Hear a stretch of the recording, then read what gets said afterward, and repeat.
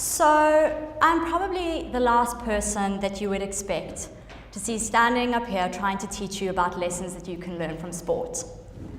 But if you have ever sat with me on a Saturday afternoon, you will learn that a certain passion inside of me ignites. I become the ultimate rugabugger.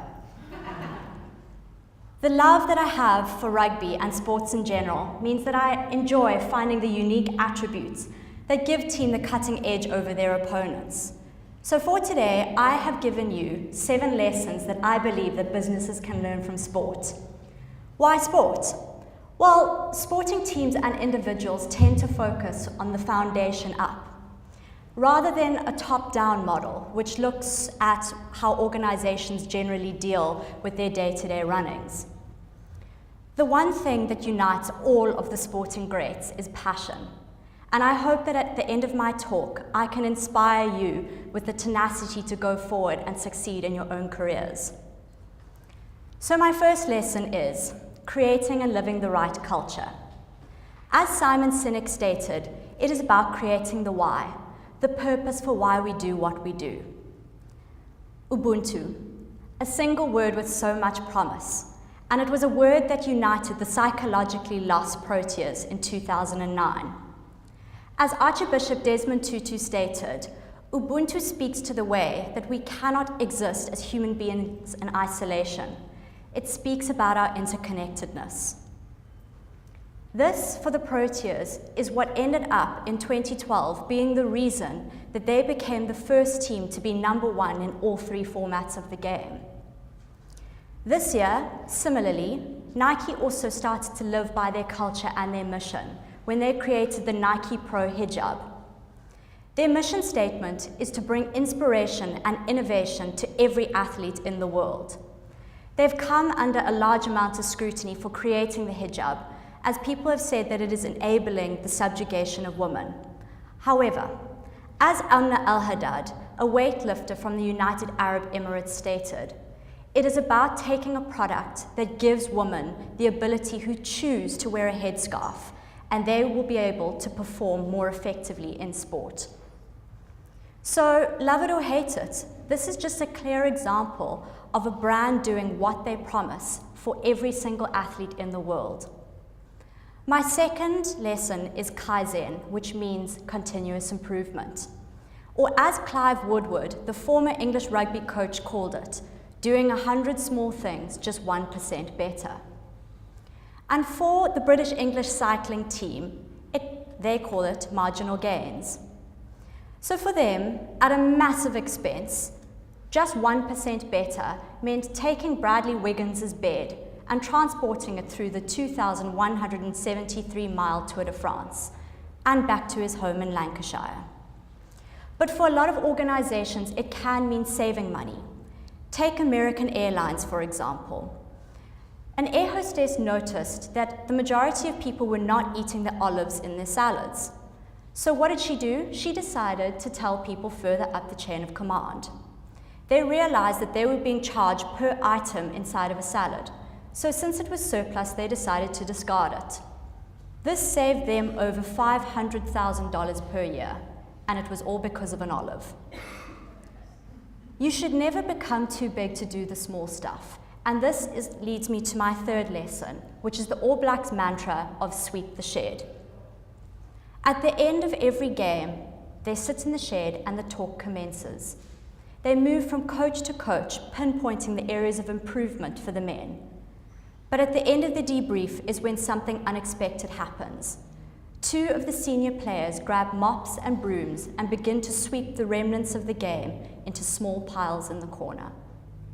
It is incredibly difficult to hate a team with so much humility, and trust me, I have tried. This image went viral a few years ago. Why? Simply because it is so unexpected to see a coach and the players unpack their own bus. But for the All Blacks, character triumphs over talent every time. And as James Kerr, the author of Legacy, wrote, sweeping the shed, doing it properly so that no one else has to. Because no one looks after the All Blacks look after themselves. A good example of servant leadership in South Africa is Ian Furr, the CEO of Sorbet. He believes that for a business to be successful, the leader should serve the staff so that the staff are able to serve the customer instead of the staff serving the leader. This then led to the creation of their new vision or their higher purpose, which is to serve and improve the lives of our staff and our customers. In any organization, the most important people are the assets that you have with you, and you need to ensure that they are doing the correct job at hand.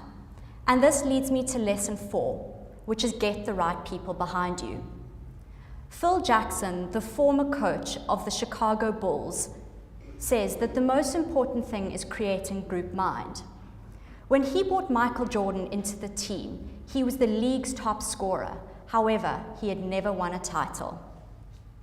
And Jackson goes on to explain that this is simply because it does not matter how talented an individual is. If he is psychologically out of sync with the rest of the team, there will never be the harmony needed to go on and win a championship. His egoless approach to leading speaks for itself, as at the end of Michael Jordan's career in 2003, he had won 6 championships. And as Rudyard Kipling goes on to explain, for the strength of the pack is in the wolf, and the strength of the wolf is in the pack. Richard Branson understood this when he brought Virgin Money Insurance into South Africa. This was as a result of the fact that there was an explosion of the 6.7 billion rand galactic spaceship. AIG were the insurers of the spaceship, and they paid out the claim in full within 2 days. Branson was so excited about the service that he had received that he proposed a marriage between the two companies in order to disrupt the insurance industry as well as creating unparalleled customer experience. From this, Virgin Money Insurance in South Africa was born. An incredible asset that a lot of organizations have is their ability to adapt.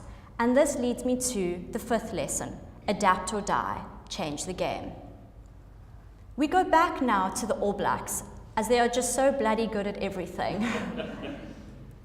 And they adopted the mission command model, which came out of the military.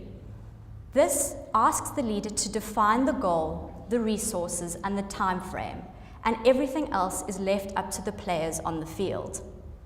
This came out of a corrupted military experiment in 2002 called the Millennium Challenge, where there was a blue team, which represented the US, and a red team, which represented an adversary of the US. This was a $250 million simulation where they were looking at trying to distinguish how technology would be able to help the military in the future. They were looking at a post-2010 scenario. At the beginning of the simulation, the red team unpredictably struck first. And this was a massive blow, and the blue team were completely annihilated. Because of this, the creators of the simulation decided to go and set restrictive barriers on the red team, and the blue team were able to act however they saw fit. Obviously, at the end of the simulation, the blue team won, and it was seen as a success for the military. Only in hindsight did they realize that they needed to move away from a command and control model, which practically left the soldiers as pawns, to a mission command model, which looked to expect the unexpected. This leads me to my 6th lesson, which is leaders absorb pressure. There was a study done in which golfers were asked to take a series of putts, and the only variable that changed was whether they were putting for par or for birdie. The player was 3.6 times more likely to sink the ball when putting for par. And this leads to the idea of loss aversion. We play not to win, we play not to lose. So this is all happening in the mind. So now we have to look at the Springboks, my favorite team, but a major disappointment in my life.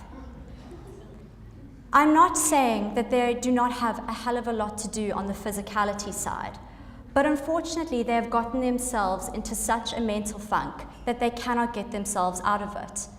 But as Thomas Carlyle stated, no pressure, no diamonds. But unfortunately, if the Springboks cannot succumb to the pressure and just deal with it, then there will be no pressure, or gold for that matter, coming from the team anytime soon. However, one's desire to win should never come at the expense of their own humility. In 2008 at the Rome Masters, Andy Roddick was about to win. And then the umpire called a double fault serve for his opponent. As Roddick walked up to the net to shake his opponent's hand, he saw a ball mark on the clay, in bounds. He was faced with a dilemma: go on to win or do the right thing. What he did was he got the umpire's attention and the match continued. He went on to lose the game. Valor, integrity, and courage lead me to my final lesson, leaving a legacy. The team that came to mind when creating this lesson had to be Leicester Football Club, as last year the odds were 5,000 to 1 that they would win the Premier League. At the end of this, it was all at a result of restructuring the team spirit and Ranieri focusing more on creating a common purpose than on individual star players. But when we look at a legacy, the main embodiment has to once again be the All Blacks. When an All Black joins the team, they are handed a little black book. The first pages of the book host images of the jersey, from the 1905 originals to the current jersey. The next pages have got the principles and core values of the team. The rest of the book is blank. The pages prior to this show you the historic legacy of the All Blacks, but the blank pages are so that you may write your own. You begin to write your legacy from the day that you take your first breath. Who will you be? What will you be? You get to decide. This year, my legacy has probably got me pinned as the person who was early for every class, and hopefully as a person who helped whenever called upon. These are two lessons that I've learned from sport a long time ago, and I try to bring them into my everyday life. You get to decide the person that you want to be.